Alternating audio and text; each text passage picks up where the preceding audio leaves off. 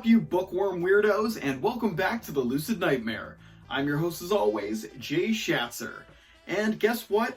Today we are taking it back to the paperback with the brand new segment. This is the second time we're going to be doing it here. This one is one of my favorite movies. It is going to be covering the Night of the Living Dead. We're going to be talking about the differences in both the cinematic form and the novelization. George Romero directed the 1968 film that is a classic in the zombie genre. Just a stupendous masterpiece that really kickstarted the whole kind of zombie craze, and it's still going to this day. But the novelization is actually by one of the producers, John Russo, and he actually wrote the book. So he wrote the novelization off of the screenplay that both him and George Romero worked on. And from what I was finding out is that George Romero wrote a lot of the screenplay, but then the reins were taken over by John Russo as George was working on other stuff to prepare for the film. So John Russo finished it, and yeah, it is a pretty damn faithful iteration of the actual film. There's really not many differences at all that from screenplay to novelization to the actual film. It stays true to every character in there. A lot of the dialogue is just ripped straight from the screenplay, and it's just a really awesome read. But it's a story that I know like the back of my hand, just because I'm a huge fan of the movie. And there are some little things that kind of they threw in to the 1990 Tom Savini remake of Night of the Living Dead, that they kind of pull from some of the differences that happen in the actual novelization. But I'm going to go over that and just kind of do a quick little rundown, because it's not going to be a long video, because it's I don't know if it's just in screenplay, like novels that are adapted from a screenplay, if they are that kind of similar. I'm not really sure, because it's my first time kind of jumping into the foray of films to novelizations to screenplays and all that stuff. But yeah, it is just, it's almost like a shot-for-shot kind of iteration in both formats. So it's hard to talk about the differences because there really aren't that many, but we will talk about them, and we'll talk about them right now. So in the novel, of course, the character of Ben is the centerpiece of most of the action that's going on, and his character is fleshed out a little bit more in the novel.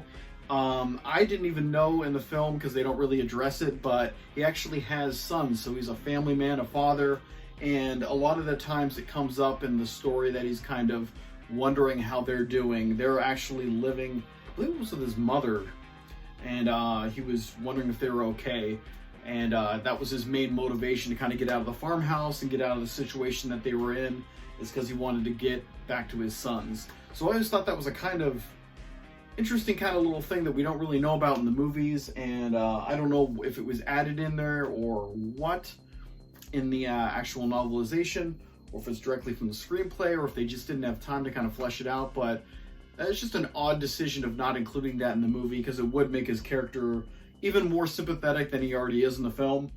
And the only real other difference that I could kind of come across, other I'll talk about that later, but the only other difference in kind of content that you see on screen that's different in the book is that when Ben and Tom head out in the truck and they go to get to the gas pump, in the movie version, the gas pump is locked. The keys that they have aren't going to work on it, so Ben decides to take his rifle and shoot the lock.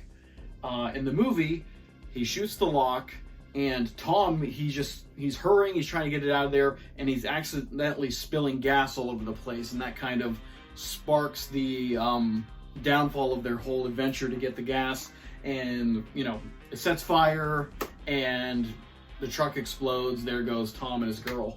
But in the book, in the novelization, which is based off the screenplay, Ben has a lot more blame on the whole situation with the lock on the pump. He does the same thing. He takes the rifle out and shoots the lock, but it seems like his shooting it is what brings the explosion to light, and the fire and flames and everything. So the gas leaks from that rifle shot. So I thought that was kind of interesting, because in the film, Ben has a lot of guilt for what happened. He got people killed in his little plan. But in the novelization, he really has a reason to feel like shit, because his actions of shooting that rifle at the lock really just screwed the whole thing up. So he kind of like failed on that part. So I kind of thought it was interesting. The slight little difference there kind of makes Ben more of the catalyst of why things went to shit.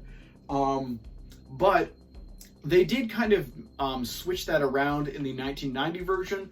Tom Savini directed one. They have and not Ben's character, but I believe it is Tom that shoots the rifle at the gas pump lock, and he sets in motion the fire and the explosion. So I thought that was kind of interesting, that there's just little roles are kind of switched around, but nothing that's really huge in change, but it does differ in the content of how you view the characters and their actions. But yeah, awesome stuff. But like the one big thing that I noticed in the book version is that they were more descriptive and kind of visceral in the way the zombies would attack people. So say when Johnny in the graveyard gets attacked and Barbara's watching it all happen. In the movie, he hits his head on a tombstone, and that's pretty much it. The zombie just kind of looks at Barbara and attacks her, and she flees for her life. But in the book version, after Johnny's kind of knocked out or whatever, the zombie takes time and he is eating his flesh, and it's a really gruesome, violent and vile scene with a lot of detail in it in the novelization. But in the movie, they kind of gloss over that, and they don't really dwell too much on the really horrific aspects of kind of the flesh-eating zombies. But throughout the book, there's a lot of kind of descriptions of that, and a lot more decay in what they're able to kind of say. Because I don't know if they were limited because of the low budget of the original picture, but they don't really have a lot of, and I don't know if they had the budget for these special effects to kind of make those gory parts. But the book really revels in it and has some great descriptions of kind of the nasty stuff that's going on. So I thought that was really cool too.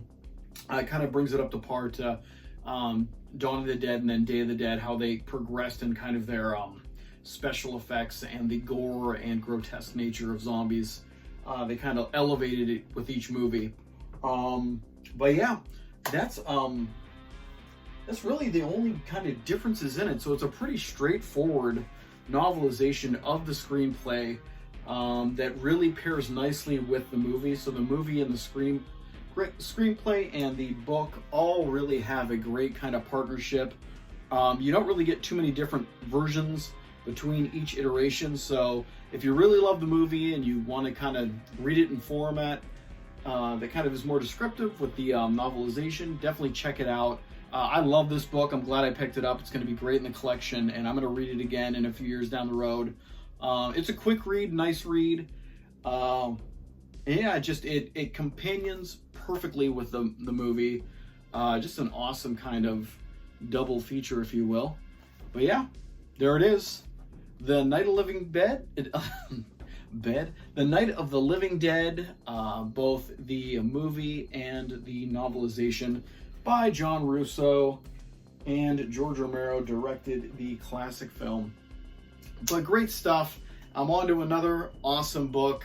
The next one I'm doing, I'm halfway through it right now, is Omega Man, the Richard Matheson story, but it is the original Richard Matheson story, I Am Legend, but with the Omega Man cover, which that's going to be a fun video to do because there's such a huge difference between Richard Matheson's original story, between Vincent Price's Last Man on Earth kind of iteration, and of also Omega Man with Charlton Heston. So I'm going to do kind of like a trifecta of comparing those two movies with the original story and kind of going over the differences, because there are a lot of it's almost like night and day. It's really strange and unusual, the kind of things they pick and choose to kind of go with in the story. The overall kind of story is similar, but character traits are a little bit different, backstories, the way things unfold interesting stuff. I'm not even gonna try to tackle the Will Smith I Am Legend, because that thing doesn't have a damn thing to do with the actual book at all. It's probably the most far-flung kind of version of that story that they could have done. But that's what's coming up next on Taking It Back to the Paperback. And I got a whole bunch more stuff I got to show off. I bought like 30 or 40 more books. So I got to show off those. I got to do a few more quickie video haul movie haul videos. A little dyslexic there. Stuff is new in the collection, so a lot of stuff going on. And I got to get more video reviews out, but I just did that Assignment Terror, so I hope you like that one. But that's it for me, guys. Hope you enjoyed that video, and I hope you like what I'm doing here. And if you do, like and subscribe, and leave a comment below, because I love hearing from you guys. But until then, I will see you with the next Lucid Nightmare. See ya!